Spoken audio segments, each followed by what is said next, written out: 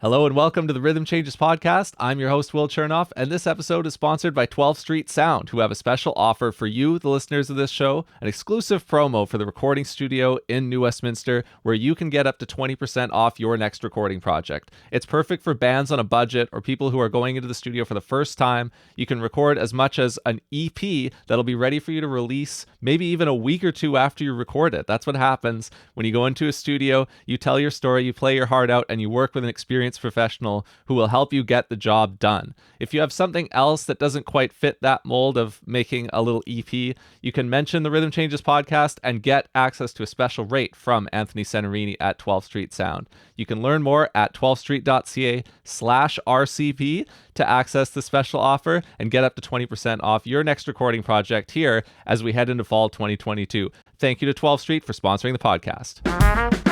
This episode is sponsored by Railtown Mastering. That's Andrew Downton, mastering engineer here in Vancouver. I've been talking the last couple of weeks about how I've been getting a new album done here myself. It's my second album, and Andrew's mastered it. He has sent it back to me. So first I mentioned that I was looking forward to sending it to him around when I was heading out on vacation.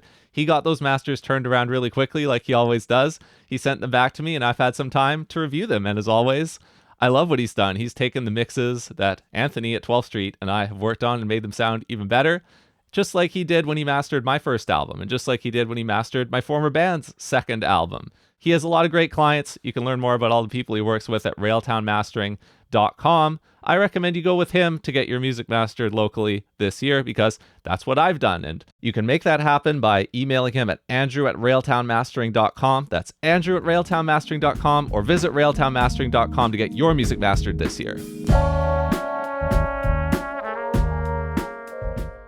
That's what I want. I don't want to think that I just hired these guys. I want to be included. I want to be one of the musicians. I don't want to be considered the singer who's just joined the band.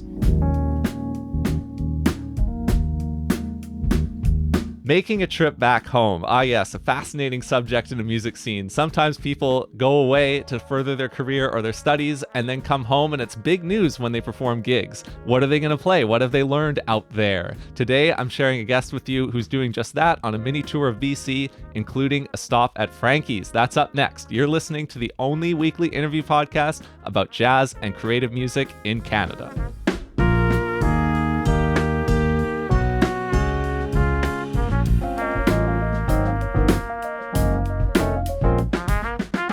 Our guest today is a jazz vocalist who is back for a mini tour of BC, having lived in the UK for the past decade. That includes a stop at the First Unitarian Fellowship of Nanaimo on Friday, August 26th, where she is joined by Patrick Courtin on piano, Drake Shoemaker on bass, Adam Robertson on drums, and special guest Greg Bush, that's her father, on trumpet, as well as here in Vancouver at Frankie's Jazz Club on Sunday, August 28th. With, again, Patrick Courtin on piano, and this time Rennie Wurst on bass, Bernie Rai on drums, and also a special guest appearance from her dad, Greg Bush, on trumpet. You can get her latest album, Dream Away, on Bandcamp, and you can find her on the web at laurenbushjazz.com. So please welcome to the Rhythm Changes podcast, Lauren Bush. Thank you so much for having me, Will. Oh, it's great to catch up with you at this particular time. Now, you just played a gig at Herman's as part of this BC mini tour, so how was that? Oh yeah, it was really cool. You know, it was sort of a blast from the past, because I think before I moved to the UK, that was probably the last like big gig I did for myself. I hired a big band, and we went down to Herman's and did this big band gig there. So setting foot back on the stage after 10 years or so was really nice. And like really pleasingly, the Herman's has really stepped up their game.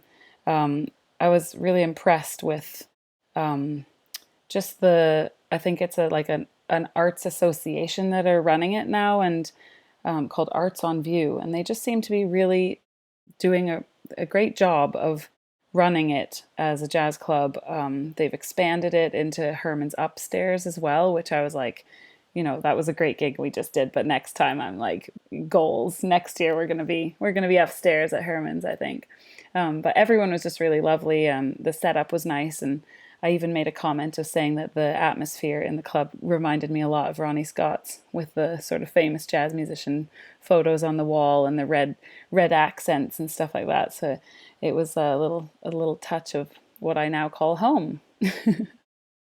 Yeah, I remember being so impressed with Herman's the first time I went there. One of my childhood friends enrolled at UVic in around 2011, and I was just kind of old enough at that time to go over there and hang out with him a little bit and crash at his place that he was renting with his other university friends. And I got to go to Herman's a couple times. That was the first time I'd experienced it around then, and I was pretty impressed because at the time, right, you had the Cellar here as the flagship jazz club. Cellar was very small. Right. And then here's Herman's, and it's like a bigger place than that. And it felt like it was the same kind of level, but it was a different feeling. And it was so cool that Victoria could have a big jazz club like that. And now there's this upstairs thing that I've been hearing about. You mentioned too. I haven't seen that yet. So I haven't fully experienced the attraction of that.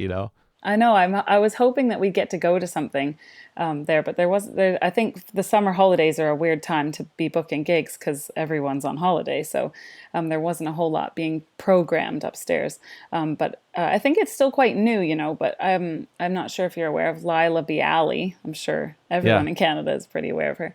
But she just did a gig there, and she's so good at social media. So she was posting all these pictures and little videos and stuff of the venue, and I was just really impressed. It's so nice to know that that's a small place like Vancouver Island, and Victoria is not that small, I guess, but small enough that they support something like that, and that they're lucky enough to have something like that, and even see it grow a little bit is really cool. Yeah, I enjoyed listening before having you on here to an episode of the Journeys in Jazz podcast by Fliss Gorst, who plays tenor sax on your album track Blackfriar, and sounds like has been one of your key collaborators on the London jazz scene ever since you moved there. You play in her big bands and such. Yeah. One of the things that you said about Nanaimo while you were on that show is that it has a healthy jazz community that I think of as including a lot of high school programs that are really excellent. And so there are young jazz musicians now who come up through Nanaimo, and they end up going to all the universities in North America to further their careers. And then you continue to have new talent coming out of the Mid-Island area, just like Diana Krall originally, which kind of feels like it started the big wave. But now people on all instruments, right, and playing all styles of jazz are coming out of Nanaimo, right? Definitely. Yeah, it's really amazing that this place that's like very, very far removed from the rest of the country even has such maybe you could say it's a bit insular, because when you leave Nanaimo, there's less of that going on. But it seems like because they've got the university here, it used to be called Malaspina College, and it changed over to Vancouver Island University about 15 years ago, I think, maybe less. But they had like a really good program of musicians that were working musicians, but also like qualified teachers that were just really getting young people excited about jazz.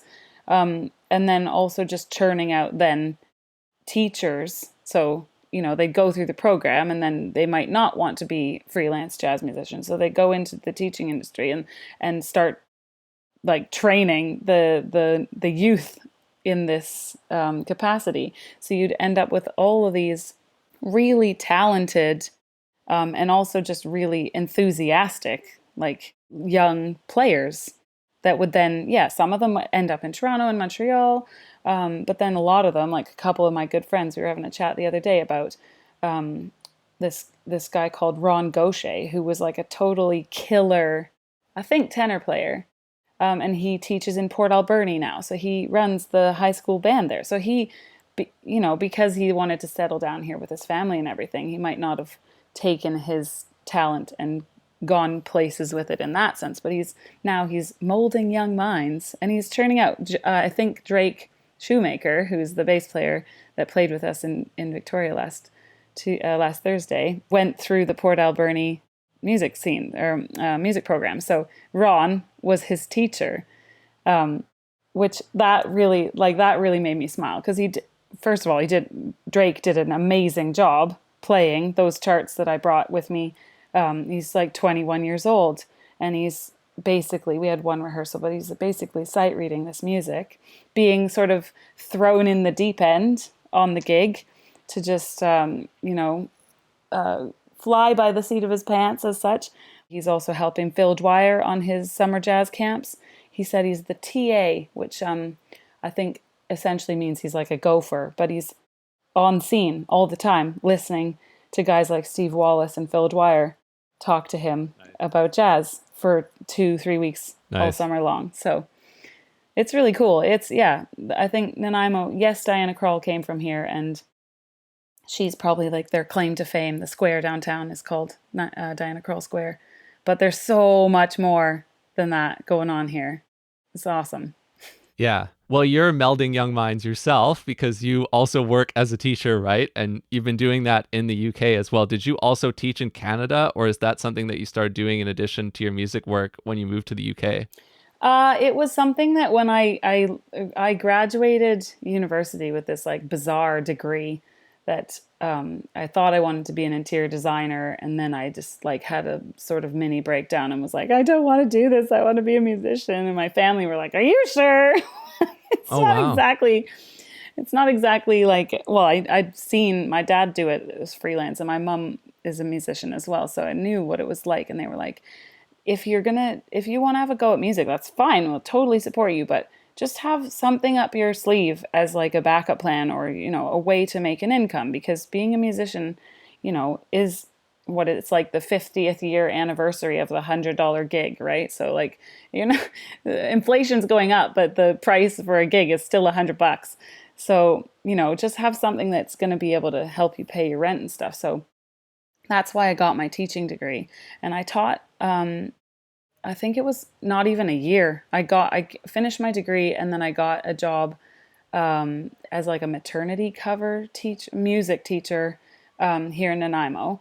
And then my partner, who is Canadian as well, he got into grad school in London at the Central School of Speech and Drama.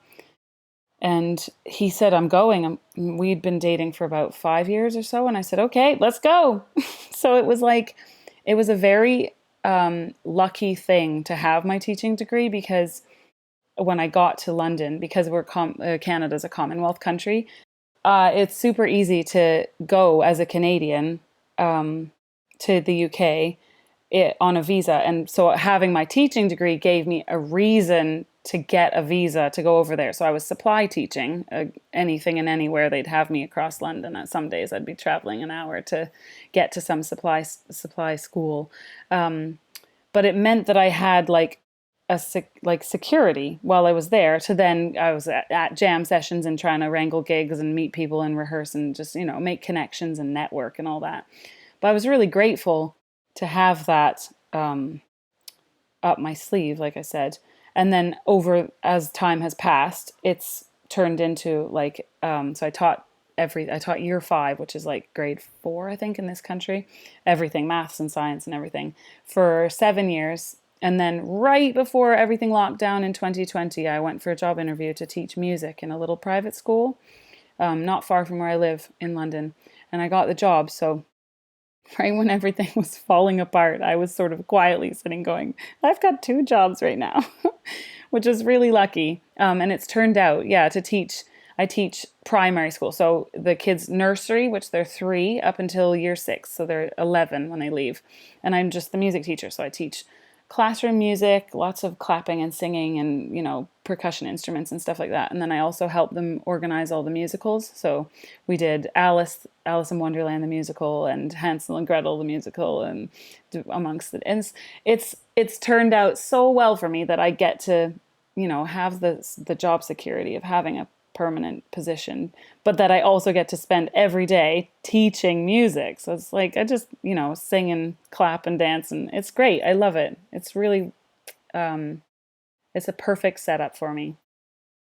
That's so cool to hear. That's awesome, because you can think about the day job when you're a creative professional, and there's certain feelings that you'll have about doing that. But this is a great point that within your day job career, as the years go by, you can craft it to be more of what you're looking for. Like you might have to start out doing whatever, like driving over an hour to supply or TOC gigs, and then eventually you can end up parlaying that into teaching music as part of the day job too. So even within the day job career, there's like this whole journey and this whole spectrum to like find a way for it to best reflect you and to fit into your creative life, Yeah, I think, yeah, exactly. When you're young, it's kind of hard.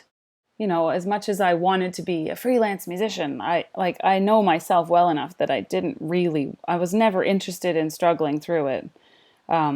Living in a bed sit or a house share or something like that, where I didn't have enough money to like go to a gig or check out the West End Theater or something like that, because I was struggling to find my art, was never really something that I would have wanted to do. So even though there were times that I'd say like, I hate doing this thing that like takes up so much of my time through the day, over enough years, I've managed to find a way. I'll tell you a little tidbit that I was in the Sarah Vaughan International Jazz Competition about 2016. I was picked as a top 5 finalist, which is maybe a bit of a clang there, but it was really fun to be picked to go and do this. And so I flew to New Jersey to take part. And one of the other girls that was also chosen, women I should say, was Sinne Eeg, who is a Danish jazz singer. Sinne, Sinne Eeg, Eeg. And she was a lot older than me. But the rule, I guess, to enter the competition is just that you're not signed. So she just happened to not be signed. So she'd entered, and I knew who she was, and she's a really incredible vocalist. And we were sitting at the bar one night, like after a rehearsal for it or something. And I was telling her my sort of woes story of like, oh, I moved to London. I'm trying to make it as a singer. But I've got this day job. I teach primary school, and it takes up so much time, all this marking and planning and la la la. And I wish I had more time to dedicate to my singing. And in her sort of very like blunt Scandinavian way, she just said, well, if you wanted to, you'd do it. And I was like, yeah, I guess you're right. Like if it was something that was really important to me to be dedicating that much time to it, I'd quit the teaching job and find a way to do it. And as much as like she wasn't trying to sort of like rub my nose in it or anything, it did really make me sort of switch the way I viewed my choices, because that's what they were. They're choices. I chose to teach primary school to have a nicer, sort of calmer, cushier lifestyle so it made me reevaluate the way I was doing things. And I think it was that kind of comment that made me think, okay, if I'm not happy doing this particular teaching job, what do I need to do to find a way to make this something that is manageable and what I want? And it took me a couple years, 2016, it took me about 4 years to figure it out. But I'd say right now I'm pretty close to doing the things that I want to be doing. So I always think about that comment and go like, if you wanted to, you'd really do it. That's interesting. Yeah, I don't have a snap judgment on that story that would really make sense, but it is an interesting anecdote. I think there's another side to it too, where you could deploy that same phrase and say that you are doing it, and the way that you chose to do it because you wanted to is you had to lock in the cost of living and the resources that you needed so that you could pursue your own career on your own terms, right? Yeah. So in a sense, you are doing it because you wanted to. Yeah. It's just you could spin that so many different ways. Yeah, exactly. But then there's something to be said about the power of positivity. If you put a positive spin on what your situation is, you're less likely to hate it. So yeah, there's, I think, lots of different ways you can spin that to sort of remind yourself that it's not all bad. And whatever path you take to get where you're going, you get there eventually. Yeah. Can I ask you about my favorite moments on Dream Away on the album? Oh, yeah, please. So one of my favorites is your scat solo on If This Isn't Love. Okay. Well, If This Isn't Love was a song, I think I heard Cécile McLaurin-Salvant do a recording of it. I'm not sure if it's on one of her albums or if I just saw. I love the way she manipulates her voice, and I liked the sort of cheekiness of the song. And it's a lesser known tune, so that was why I wanted to record it. The scat solo on that particular one was a real challenge for me. I spent a lot of time sort of hitting those crunchier changes and stuff like that. But I like listening back to it a lot because I think about that challenge. When I listen back to it and go like, yeah, finally, like you got there. It took quite a few rounds, but I got there in the end. And I don't know if I could sing it independently, but I could definitely sing along with it if it was on. I listened back to it so much. Yeah, so like just to be clear, like on the album you sang that with the band recording live, right? Like that's not an overdub or anything. It is an overdub. I think Oh, gotcha. Okay, yeah. I sang guide vocals with the band, but then we went back and did my scats and stuff like that separate. So it wasn't live with the band. Oh, but that's cool though, because you got the amount of isolation in the studio that like you were able to do that, right? Because Yeah. sometimes depending on how you record it, like you just can't do it. Like there's so much bleed, right? Yeah. No, it was a really good setup. The lucky thing with Dream Away is that the arranger and the pianist on the album, Liam Dunnicky, is a really, really good friend of mine, and he's written all the arrangements. But one of his best friends is a recording engineer at Air Studios, which is a massive studio in London where they record an awful lot of film music and a lot of like classical, big sort of orchestral music and stuff like that. And he's probably one of the best engineers in the city. We didn't record at Air, but I borrowed John. He's called John Prestige from Air. I had to like sort of pay Air to have him for 3-4 days, and just the way he engineered the recording is just I really, really value his expertise because we wouldn't have been able to do those things if it wasn't for him going like, all right, yeah, you're in there. You guys do this. Yeah, well, we recorded, I think there's 1 or 2 things on the album. I'd have to really dig back and figure out what, but there are a few things that are from my guide vocals that we kept because it was like, oh, well that sounds great. You don't need to do that again. But I think most of the scats were recorded after the fact with me in a vocal booth, listening to the band in my ears. Yeah, I would have no idea what they are because it's mixed so well, right? Like I wouldn't be able to tell what the guide vocals are or anything. Yeah. You think like at the beginning, I probably would have been like, oh, what difference does it make? Like they're all doing the same job. But especially when I listened to my first album, All My Treasures, and then you put Dream Away on directly after, you can really tell the improvement that it makes. It's really valuable. Yeah.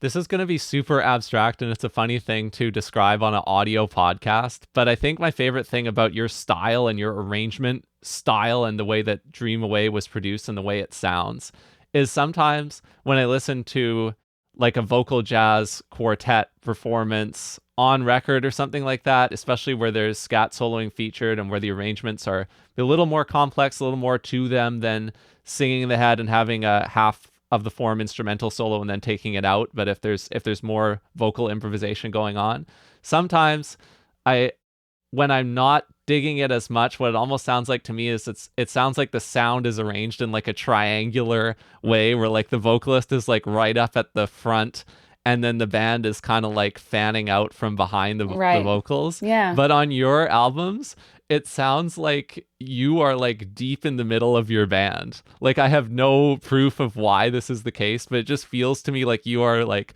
fully integrated in this kind of like big blob circular band arrangement and that you're so much in the action with the band sonically and that the arrangement goes on around you and reflects you. I have no idea why, but that's what I get. That's really cool because I think that was something I've talked about a lot, specifically with Liam. I don't know if we ever had that conversation directly with John, but like when I first started joining, singing and wanting to have my own quartet and wanting to play music with other musicians, my dad was really sort of I guess, impactful to me in the sense that he said, like, musicians often sort of scoff at singers because they come in and they want to be the diva. They don't know what they're doing. They don't know their key. They don't know how to count off a song. So he was really instrumental in making sure that I knew all that stuff because he knew what it was like to have a singer join the bandstand and be like, oh, God, another singer who doesn't know what she's doing. So he said, like, you want to be accepted by the people on the stage. You need to come in and know your stuff. So it was very much like I was taught to sort of confidently, and maybe, I don't know if he ever thought about it from me being a woman in that perspective, but I thought about it in that way when I was quite young, being like, most of the time I'm walking onto a stage, maybe 18, 19 years old, a stage full of men who are older than me, and I don't want to be taken in this sort of like like I'm a baby who needs to be looked after sort of way. I want to be included. So I was taught those things and that confidence from quite a young age, I would say. But then, so that became sort of like part of my ethos, I think, is that I want to be one of the musicians. I don't want to be considered the singer who's just joined the band. So then when it comes time to writing arrangements and playing with my band, I want it to feel like an integrated experience. So that's really nice that you sort of have taken that from it, because that's what I want. I don't want to think that I just hired these guys to sort of back me up. I want it to be like we work together to do it. It's hard because I don't read music. I just do it by ear. So sometimes Really? I'm sort of, I can read it. I just choose not to. I'm very, very slow at it. And I don't know, like when you talk about jazz harmony and stuff like that, I don't really know. I could sing a really crunchy note on a chord and then somebody would say, well, what note is that in the chord? And I'd be like, I don't know. Sounds hip. Oh, that's awesome. No, I have no shade to throw at you for that. I actually think that's super impressive that you do it on taste, right? Like I find it really impressive. Yeah, I think doing the opposite is a lot less like heartfelt and nice to listen to when you hear people who have sort of just learned how to read it on paper, and you kind of think, well, there's no heart and soul in this because you haven't got that sort of like internalized, like you're listening and you're reacting to the music. So I'm grateful that that's the side of the coin I have, but then it can be to my detriment sometimes that I don't know. That's my kryptonite when I feel like I'm on a bandstand. If a musician asks me something about the music and they say, oh, do you want it like this, or do you what's this chord change supposed to be? And I'm like, I don't know, I can't help you. So I'm trying to get more confident at like relying on the fact that I do know, and sometimes to an extent I can do it. I just have to like take a deep breath and go like, you do know, like see how far into this you can get to help these people. And that's part of, it's part of sharing the bandstand and being, especially if this music is supposed to be with my name on the title, I should know these things. Liam's always on my case about that too. He's probably the biggest advocate of me knowing, and we've had several a late night over beer session of like sit down and educate Lauren on on harmony, and it helps me. I've learned a lot from that, and him talking to me about structures and how he'll give me a lead sheet and say like, just go home and look at these chord changes, look at the bass line, sing it through. I'm improving at it, and obviously the more I do it, the better I get at it. But I really love the fact that my ears guide me, and sometimes I think, well, why do I need to know? Who cares? But I should know. Yeah. I love that. There are like little funny moments that are peppered throughout the album, and like they sound cool. They're not like overly campy funny moments. They're just like cool, fun things. Like the boogie woogie solo break on Keep It to Yourself. It's like, what? Where did that come from? Yeah, I think sometimes it seems like we're just trying to chuck all the different, like, chuck it all in there to just get it all out. But it just creates, for me, it makes it fun. Who doesn't love a bit of boogie woogie? You know? This will date this episode so much. But have you watched Top Gun Maverick? Yeah, I have. Okay, so I was actually in Nanaimo like 2 weeks ago because I was on a family vacation for the first 2 weeks of August, and we watched a Top Gun movie while we were there. So as I was listening to your album, like getting prepped for coming back, like the week I came back, and so I could only think of like the Top Gun Great Balls of Fire thing, like both the contemporary version and the original version. Like when that Boogie Woogie break came on, I just flashed right to that. Yeah. Amazing. Pretty solid movie, to be honest. Exceeded my expectations, but that's a whole other story. I did enjoy it, and that is not really my thing. Yeah, I enjoyed it too. Another musical moment that isn't in that bucket of things, but I just really enjoyed, like your scat solo on If This Isn't Love, is in a mellow tone. You've got this arrangement of it in the key of C, which is pretty cool. There must be other vocalists who do it in that key, but not in like the regular kind of book key of A flat or whatever. Starting it with you in the bass, it sounds really great. I can't exactly nail down a description of this, but when you listen to the album Dream Away, you should check this out. The way that you come out of your solo and you go into the trading is really awesome. I love that. That was one of my highlights too. I don't know if I remember it. Yeah, I don't remember exactly the licks that you sang or whatever, but you were just like really on it. Like you were so kind of in the moment with the band, and the energy was really nice there. That was one of my, because it goes straight from the vocal solo into you trading with the Right, drums. so I keep going for another 4 bars. Yeah.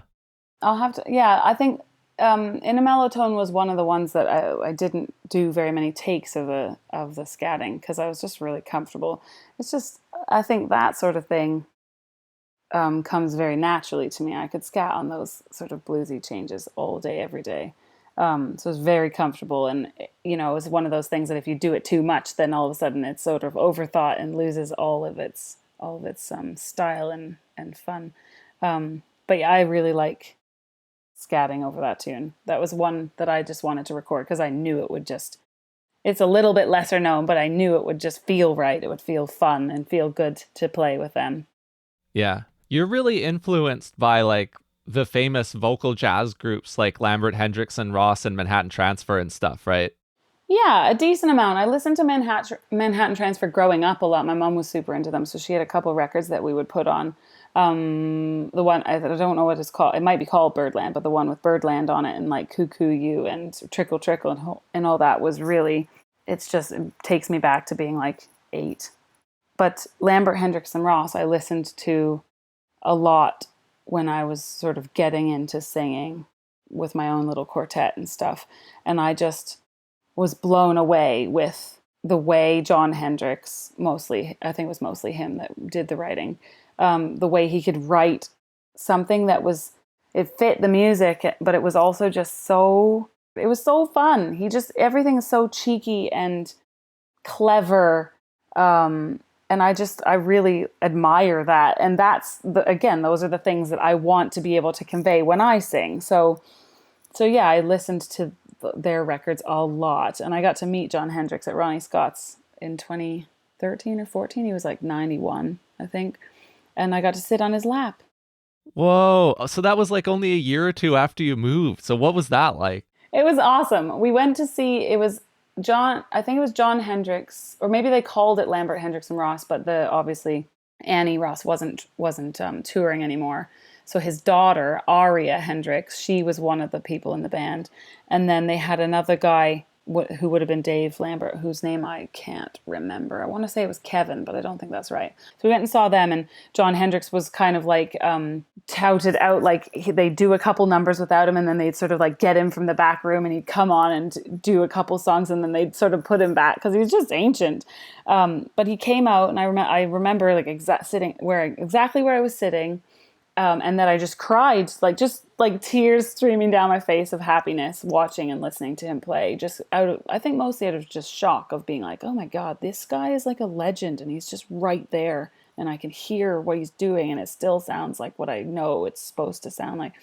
So, and then at the end, I think my mum's quite good at pushing me out there, as mothers usually are. And she found Aria by the exit and said, "Oh, my daughter's just absolutely always loved Jon Hendricks' music." And she's like, "Oh, do you want to meet him?" I was like, "What?" Yeah, I would absolutely love that. So we went back, and he was sitting down, and he just patted his lap. And I was like, oh God, like in any other situation, this would be so inappropriate, but I don't care. So I just sat right down. Yeah, he was just lovely. Really, really nice guy. Wow. Yeah. Incredible. And then you went to Jazz Ahead this year. You've probably been a couple times in past years because you're affiliated with this jazzfield.com community run by Matt Fripp that I've also enjoyed being a part of for a couple of years now.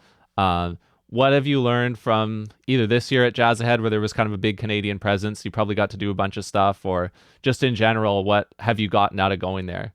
Okay, so Jazz Ahead is, when you go the first year, it's super overwhelming. So I think this was my 4th time I wanted to go because Canada was the feature country, and it sort of made sense to start and I made a lot of networking connections. I don't know yet if anything has led to anything bigger, but I definitely, I have probably at least a handful of names, if not more, of people that I shook hands with or traded a business card with that are based in Canada that I didn't know before. which I think will be really helpful in the future. And I can mention that a bit more in a minute.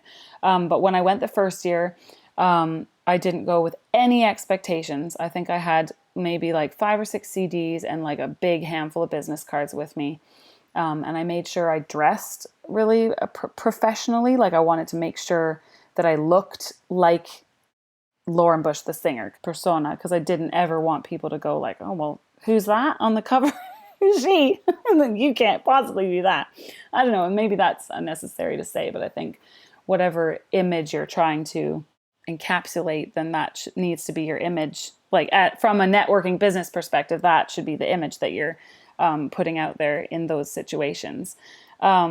But yeah, so, and then I just sort of wandered around making friends. Like you just walk up to a stand in the conference center and you just, you can read the stuff that they've got available. You can chat with the people who are at the stand at the time and just share information. What I learned probably quite early on, not just at Jazz Ahead, but in general, being a North American, Canadian in my case, but definitely Americans have this tendency, I would say even maybe more so than Canadians, which is, what can you give me? What can I get from you? What I want and what you have to offer me is my goal. And very quickly I realized that wouldn't work in Europe and definitely is not really the best way to go about getting things. So I changed my attitude to more of a, what can I offer you? Or just, nice to meet you. What's up? Tell me about your music. And having that conversation and, hopefully getting into a place of like mutual interest, like finding something that you can share and talk about, is way more likely that they're going to remember you. And then maybe think of you in a situation where they say, this is completely hypothetical, but Gregory Porter's coming to London and he needs someone to open for him. I met this really cool singer at Jazz Ahead. Maybe you could get in touch with her. That would be wicked. But if I sort of like forced myself on somebody, I'm a singer, I live in London, this is what I do. Like, what do you do? You're a booking agent. Well, here's all my information. Please listen to it. And like following up with emails and sort of like bombarding people with information is probably the best way to get them to lose your number. So it's just really like, it's a place to meet people. You do still follow up on the connections that you make, but in a way less intense way, I guess. And I've met a lot of it's silly, but I go to Jazz Ahead, which is in Germany, and I make connections with a lot of the London people. And then when I get back to London, I follow up on those connections that I made in Germany. So annoying that I have to go all the way to Germany to make those contacts. But it helps, because we're all in the same place doing the same thing at the same time.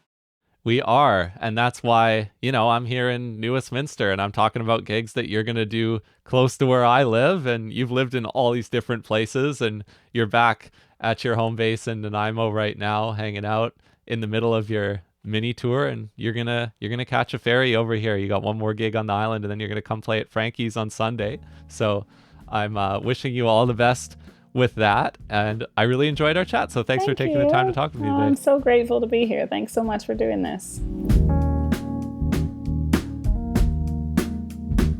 Appreciate you tuning in to this week's episode of the Rhythm Changes podcast. If you enjoyed it, become a member for free today at rhythmchanges.ca. In doing so, you'll get the free weekly article, like this week's article available now, which is a review of an album by Robert Dyack called Small Bridges, a jazz album that fuses in some post-rock. You'll get future editions of the free weekly article by email on Tuesday mornings. You can sign up for that, become a member for free today at rhythmchanges.ca.